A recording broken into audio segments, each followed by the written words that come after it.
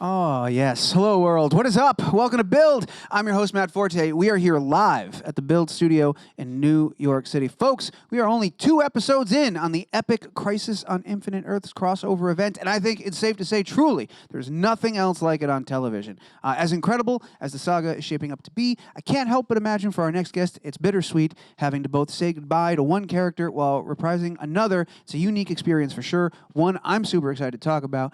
You know him, of course, as Ray Palmer, or the Atom, and oh yeah, Superman. That was great. Folks, I think you know who's here, the one, the only, the great Brandon Routh is in the building. How we feel about that? You excited? I'm excited. They're pumped. It's going to be a good one. We'll bring them out in just a second, but first, I believe we have a peek at last night's episode, so let's go ahead and run that clip. That music alone, yes! Brendan Routh, everybody, come on! Hi, everybody. Thank you. Let's go! Brandon Routh! Come on! Thank you. Brandon, man, welcome back to the show. Thanks so much for being here. Congratulations on 5 incredible seasons, on getting to put the red and blue back on everything. Just great time to be you, I imagine. I'm super excited you're here. How are you doing, man? Thank you. It's always a good time to be me, but it's just a more exciting time to be. There we are. Important distinction to be made. All times, generally speaking, great. This one particularly exciting. Well, it's exciting to have you here, man, for sure, especially after last night's episode. Big moment there. What's it been like seeing, I mean, you look at just this audience alone, so much excitement around the idea of you putting the cape back on and just seeing fans respond to that. What's that been like? It kind of really means everything because honestly, I'm just a guy in a blue suit with a cape without everyone else. So it's the fan reaction, it's the fan acceptance of Superman, of me as Superman, that makes all the difference. So it's a partnership, you know.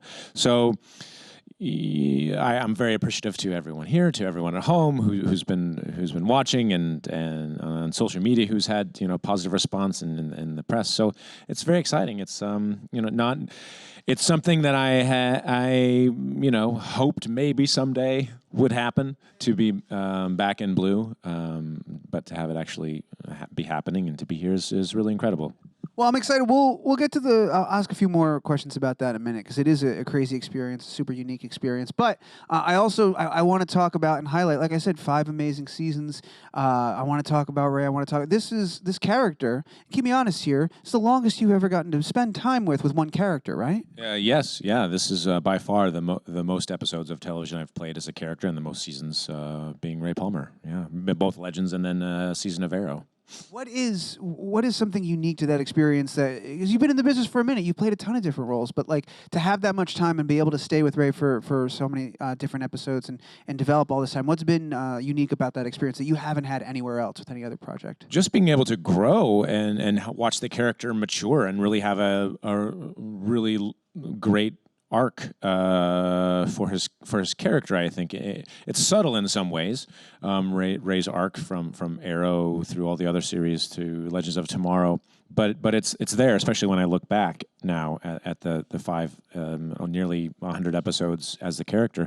I've gotten to create this character on screen. Obviously, we have all the years of him in comics and everywhere else he's appeared, but to be a live-action version of this character and create him, which is a unique experience for me from my other superhero experience. So that was always been very grateful for that opportunity.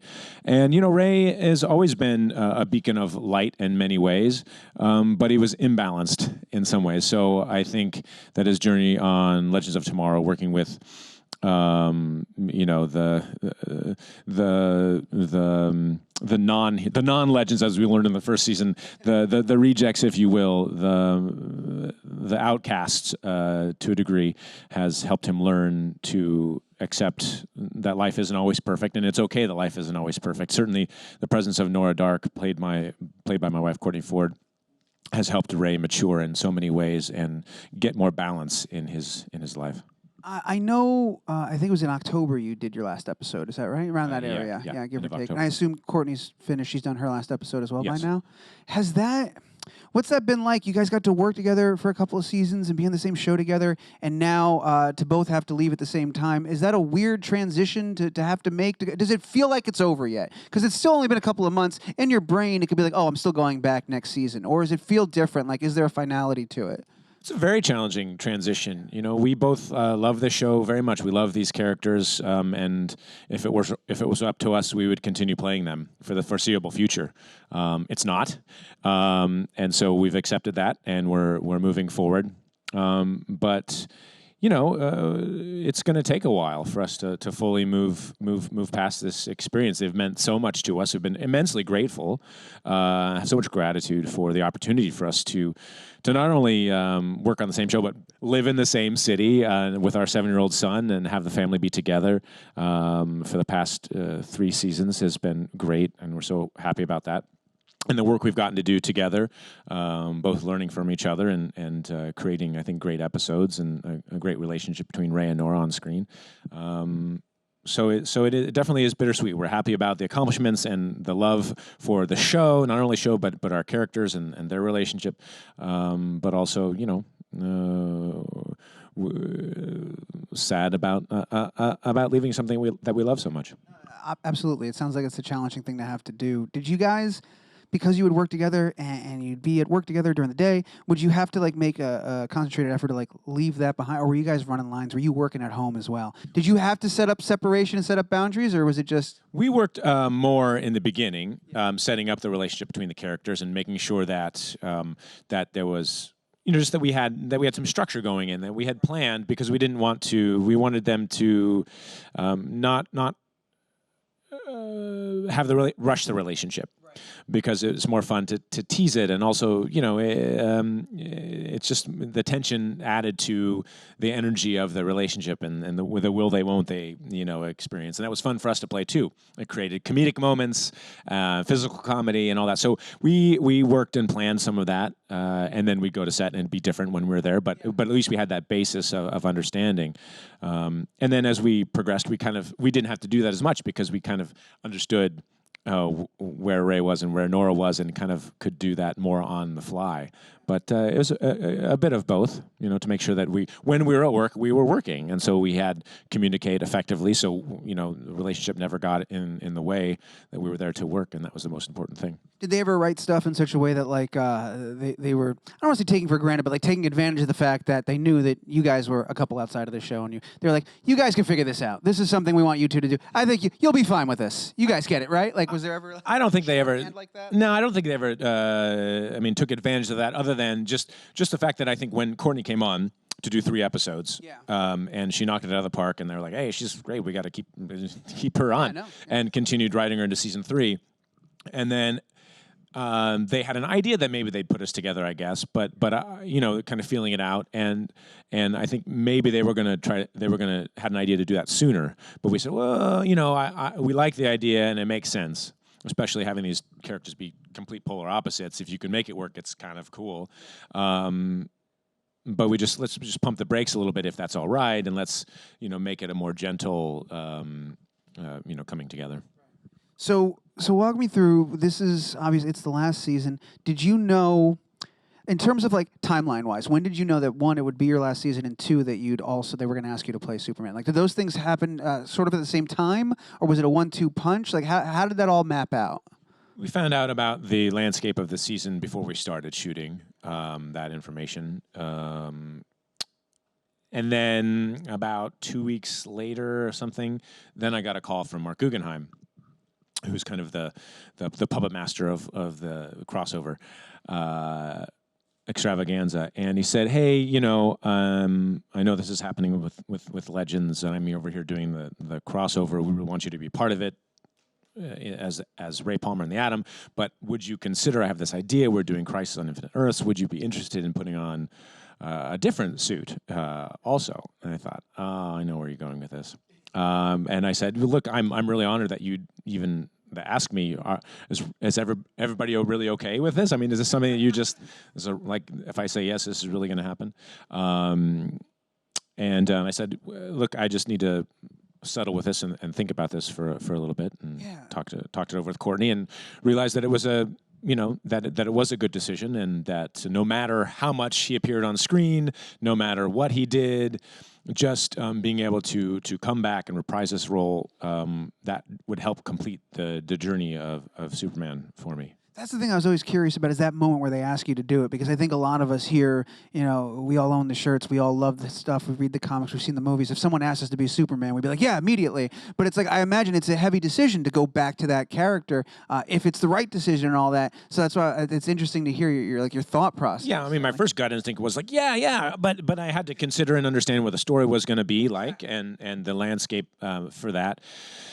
But then I kind of, look, there's only so much you ever really have control of. And I knew that no matter, again, even if it was just Superman coming in and saying, hi, nice to see you, and then walking out, that still would have been okay for me, Would have been a little disappointing on our side. Well, hey, what's up? Yeah, I'm here, and then walk off camera.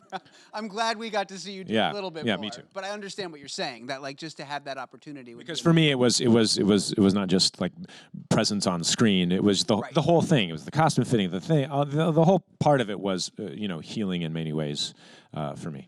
Was it so? And please keep me again honest if I'm getting this wrong, but I'm pretty sure I followed it. Obviously, in 2006, that was your version of Superman. We're picking up from the Donner story, and in this one, it's the same Superman, but it's inspired and influenced by the Kingdom Come Superman that we know of. Yeah, that's pretty much it. That's pretty much it, right? It's as if Superman Returns happened, and then in the past 13 years, here on this Earth, for us, that the events of Kingdom Come happened at some point on Earth 96, and they're finding him after this has happened, and now we're catching up to him, and his suit has changed because of the events, inspired by the events that happened from the Kingdom Come. This is something that always fascinates me when I talk to somebody who's dealt with a character that's experienced a time jump, is connecting those dots. You talked about getting to live the arc with the Adam and C over those seasons and watch that growth, though it was subtle. How do somebody comes back and goes, all right, same character, you did this, you were a different person, and it was over a decade ago. I need you to put that suit back on and be that person again. How do you stay true to that, stay authentic to that growth, and deliver something that's true to what you did 10, 13 years ago? Yeah, it was quite challenging, because there's this huge emotional thing that happens. The loss of his friends and pretty much all of his family has happened. We don't see any of it, and in TV it moves very quickly. So there's not even a lot of dialogue about it. It's the one little piece of the scene that all that has to happen in just those few moments, and that's to carry with him. But I think that given the time and the reverence I have for the character, and how the gratitude I have for having this opportunity to come back, and the maturity that I've gained and wisdom, and having been a father and all this stuff, it was all kind of intertwined in that. So it worked in the story that he had lost something. In a way, I guess I'm realizing this now as we're in therapy session here. I did kind of lose something along the way. The expectations and the hopes that I had for the character, for my version of portrayal of the character, and I'm given a new was given a new lease, and so was my Superman when he's asked to come help with a crisis. So it's cathartic, and I can. That's the job as an actor, is finding those parallels in your life. To sometimes we're not always aware of them consciously, but they exist as long as we can go there kind of emotionally, and then they become more apparent. Like right now in front of everyone live.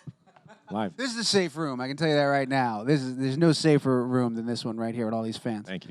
But that's a really cool revelation and thing to hear, and thank you for sharing that and having that moment with us, man. What was that moment like when you put the suit on? Well, actually, before we get to putting the suit on, you've been the Atom for 5 years. You're in shape, certainly. But when they say, "Hey, we're going to put the Superman suit on you," does it change what you do in the gym? Like, oh, I got to get to Superman shape now. Well, first I had to get to the gym. Yeah. I was definitely sporting dad bod for a while.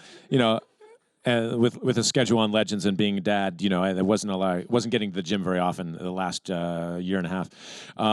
So yes, I was in the gym then 5 days a week, and had a great trainer, a couple of trainers that I worked with over the time. And it was a condensed time period as well. I think I had less than 8 weeks But thankfully, I had all the experience from Superman Returns, and you know, I obviously worked out since then.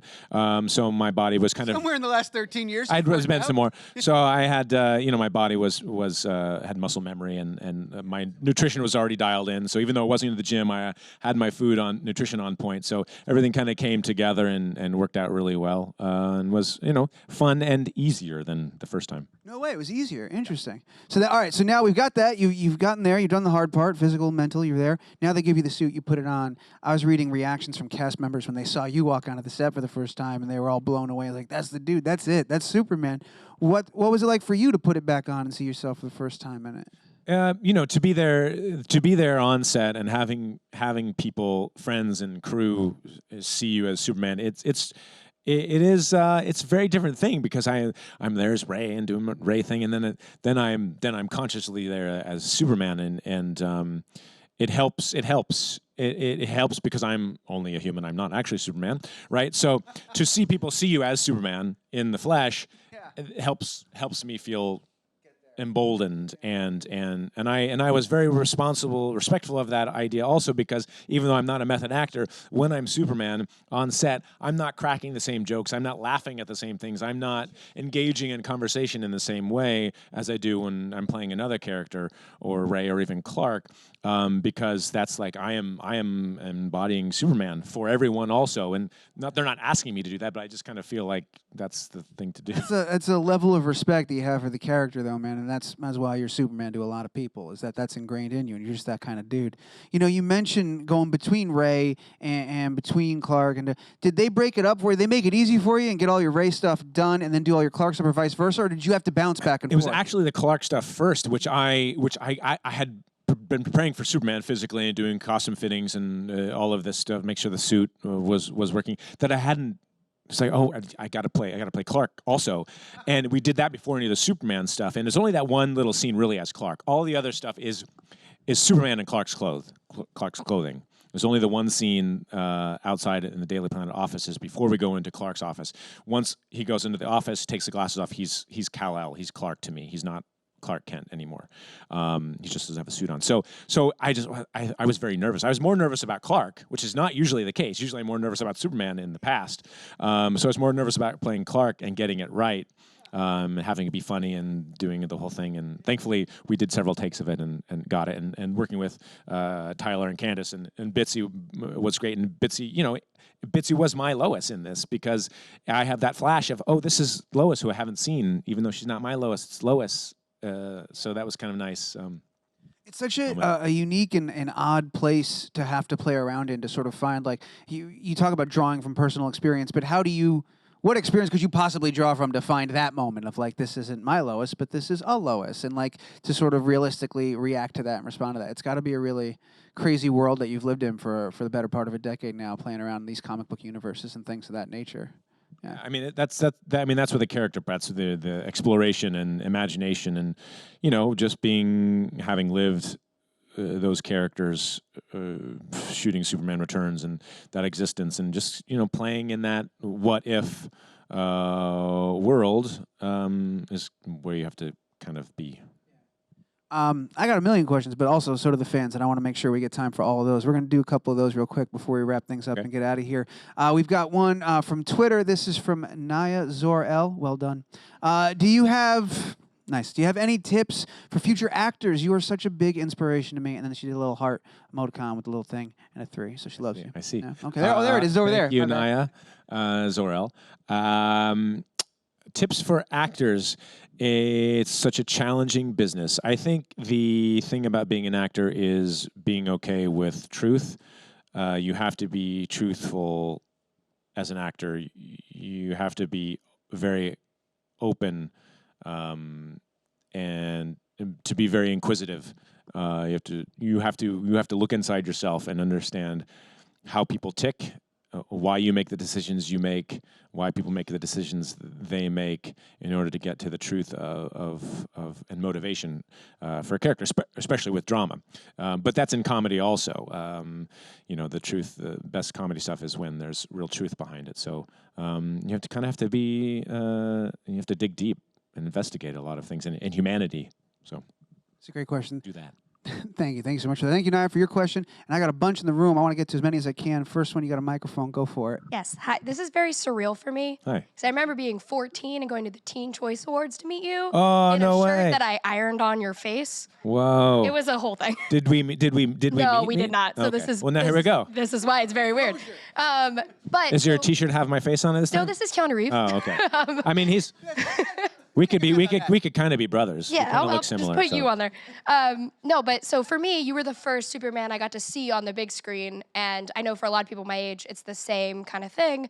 So what did that legacy feel like on top of having the legacy of Christopher Reeve on your shoulders back then and now? Thanks for the question. What's your name? Rachel. Rachel. Nice to meet you, Rachel. Nice to meet you. Finally. You know, it's something that's still kind of dawning on me because I'm having at Comic-Cons and when I meet people, they say, "Oh, you were I was 5 when I first saw your movie. I was 10, and now they're whole different people because they've grown up."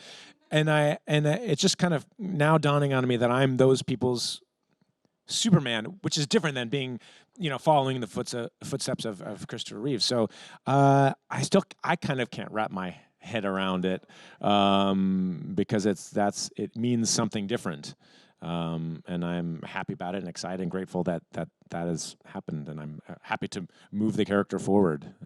Is your kid completely bored with the idea of you being a superhero? No, he's still trying to wrap his mind around cool. that. He's a big Flash fan, and then became a Spider-Man fan, and he only just recently actually saw most of the movie Superman Returns. He's 7 now, so so now he kind of thinks he's Superboy. He has some powers.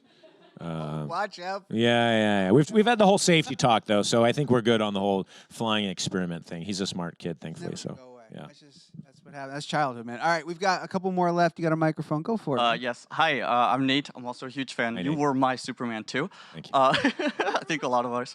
But it was so cool seeing you last night in the suit. It was like amazing. And my question is, do you have a favorite moment from the Crisis that we're gonna see, or that we did see yesterday?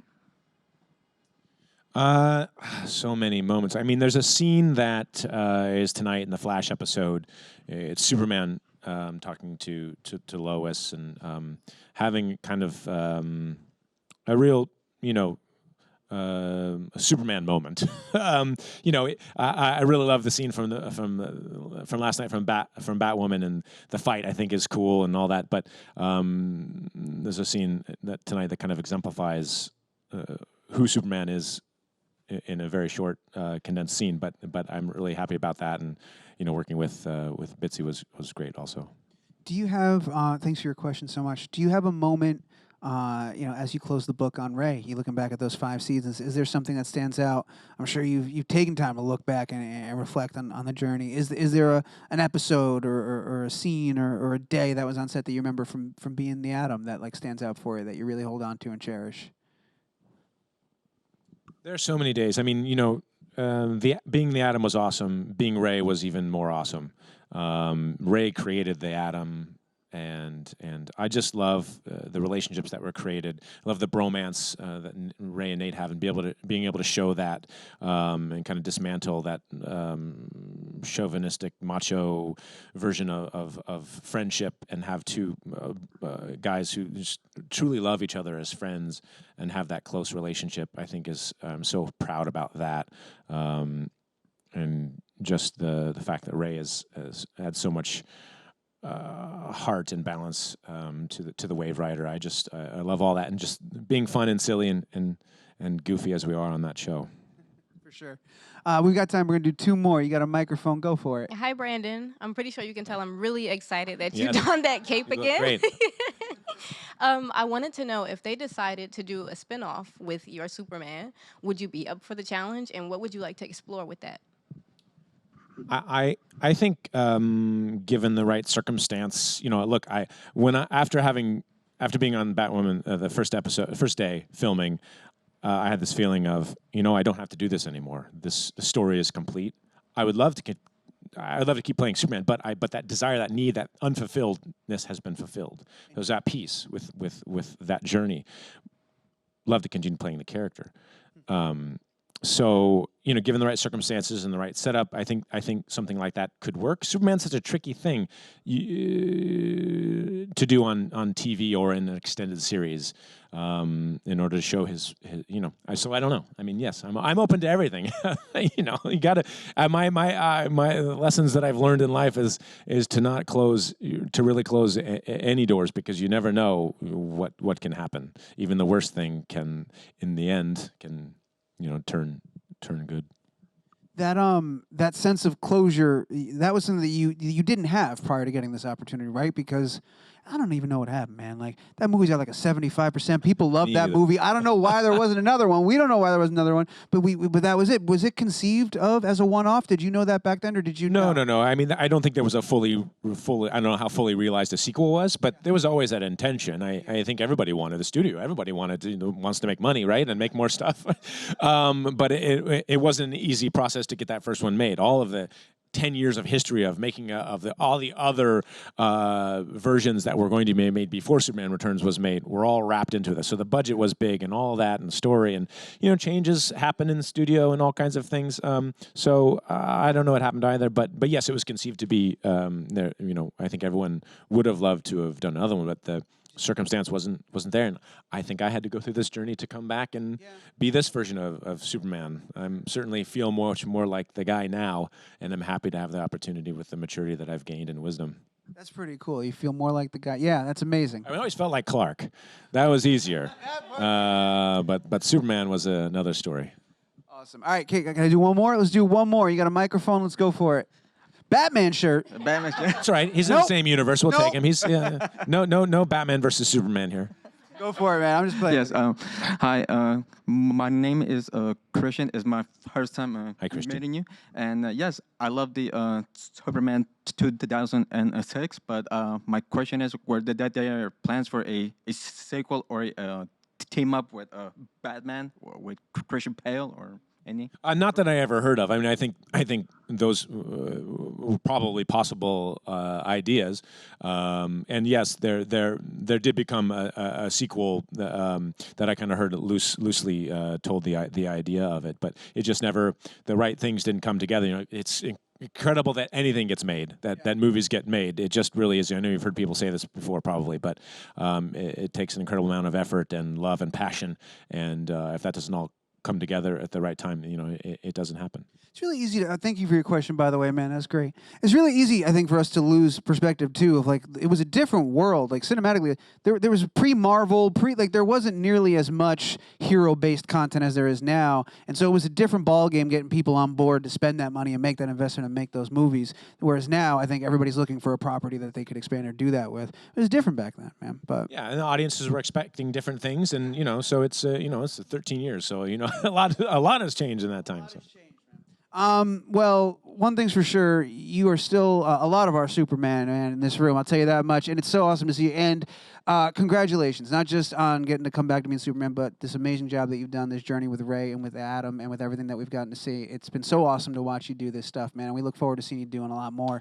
Everybody, you know where to find it. It's on the CW. You got to catch this episode tonight, and then we got a little winter hiatus, and we come back January 14th. Arrow and the Legends are going to wrap it up, and that's going to be the long wait, but it'll be worth it. It's going to be worth it. There you go. Have you seen all of it? I mean, I haven't. I watched the Batwoman episode last night in my hotel room. There you go. So you're watching. And that's the only one I've seen so far because I was flying on Sunday night, and I'll miss it tonight. But maybe when I get home, and Courtney and I will watch all three of them together when I get home. Brandon, it's been so awesome having you here, man. Thank you so much. You guys were a great audience. Thank you for your questions. Thank you. Yes, do that louder.